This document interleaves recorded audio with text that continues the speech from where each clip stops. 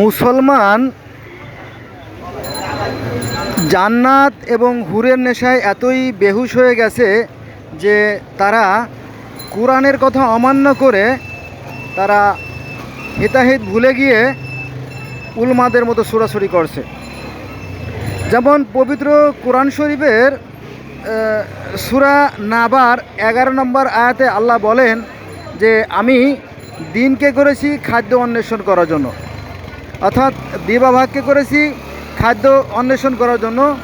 তোমরা নামাজ শেষে জমিনে বেরিয়ে পড়ো, তোমাদের জন্য রয়েছে বহুত রকমের কাজ। এই সমস্ত কোরআনের আয়াত। এবং হজরত আদম আলাইহিস সালাম থেকে শুরু করে সর্বশেষ নবী হজরত মুহাম্মদ সাল্লাল্লাহু আলাইহি ওয়াসাল্লাম পর্যন্ত প্রত্যেকে নবী কোনো না কোনো কাজের সাথে জড়িত ছিলেন, প্রত্যেকে কোনো না কোনো কাজ করতেন।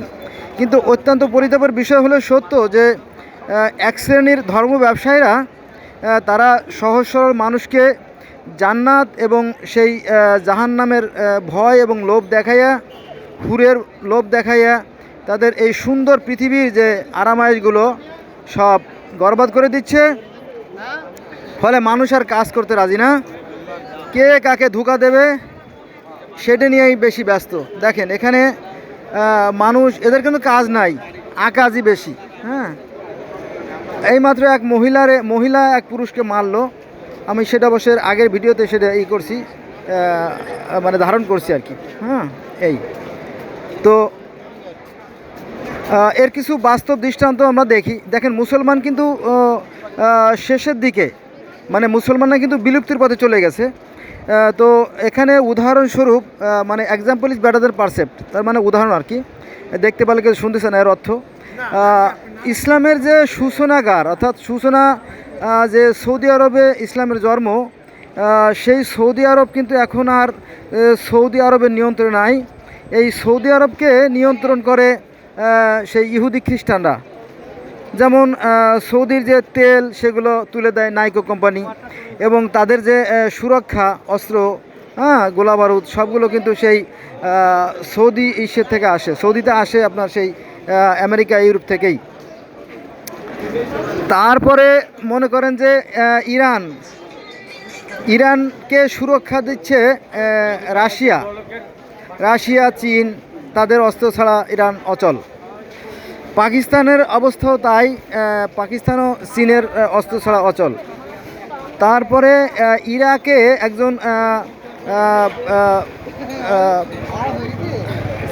ছিল, মানে ভোটে নির্বাচিত একজন প্রতিনিধি ছিল, তার নাম ছিল মুশরি।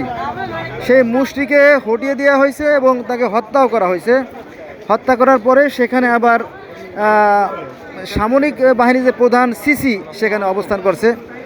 তারপরে আপনার এই যে সিরিয়ায় এতদিন বাশার আল আসাদ ক্ষমতায় ছিল, তাও ছিল এই রাশিয়ার অস্ত্রের কারণে, কিন্তু শেষ পর্যন্ত রক্ষা হয় নাই। গত 8/12/2024 তারিখে, অর্থাৎ 24 সালে এই সিরিয়ার প্রেসিডেন্ট বাশার আল আসাদকে প্রাণ নিয়ে পালিয়ে যেতে বাধ্য হয়েছে রাশিয়ায়। হ্যাঁ, এ হলো অবস্থা। তো সিরিয়ার অবস্থাও ভালো না। তারপরে গাদ্দাফিকে তো হত্যা করা হয়েছেই। আর ফিলিস্তিনের অবস্থা তো আপনারা জানেন, সবাই জানে যে ফিলিস্তিনে ইসরায়েলি হামলা করে প্রায় 65,000 লোক মারছে। আরও এর সাথে অসংখ্য সাংবাদিক আছে,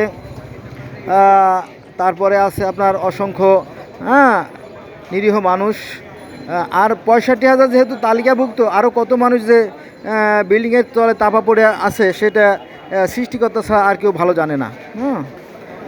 মোটামুটি আমরা মুসলমানরা পিছিয়ে পড়ে আছি শুধুমাত্র একটা মাত্র কারণে, সেটা হচ্ছে আমরা বিজ্ঞান চর্চা করি না। অর্থাৎ যিনি সৃষ্টিকর্তা আমাদের আল্লাহ, যিনি আমাদেরকে ভালো মন্দের জ্ঞান দিয়ে দিয়েছে, সেই জ্ঞানের চর্চা আমরা করি না।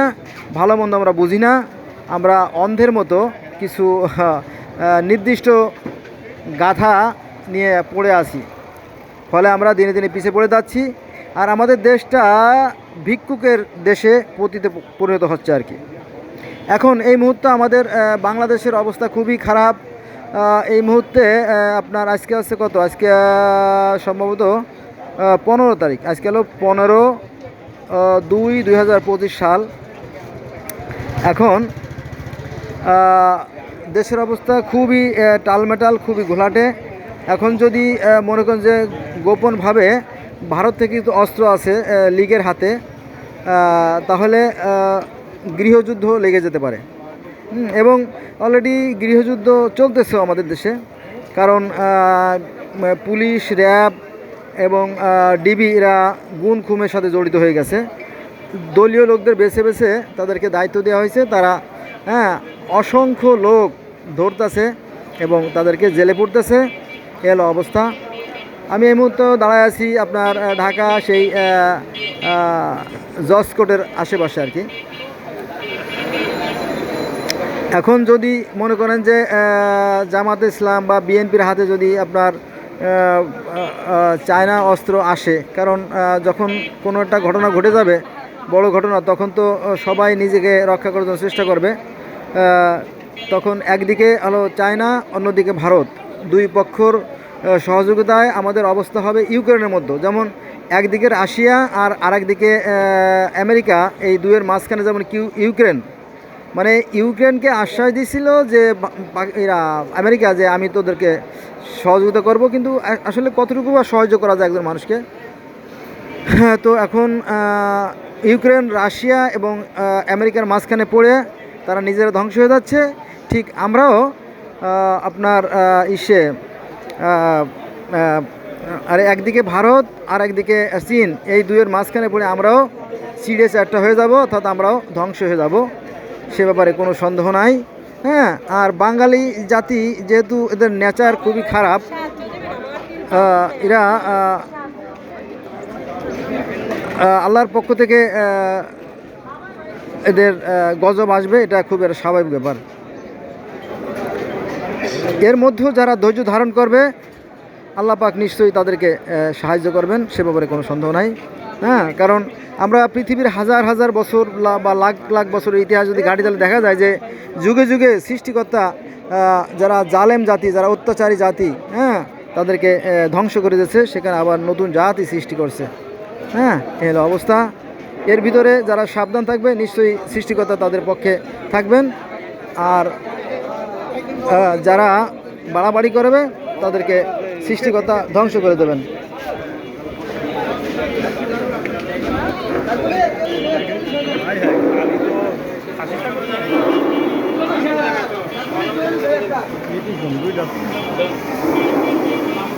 আমি আমার পক্ষ থেকে অনুরোধ করব, আসুন আমরা আমাদের বিবেককে কাজে লাগাই, আমরা বিজ্ঞান চর্চা করি, আমরা মানুষ হওয়ার চেষ্টা করি।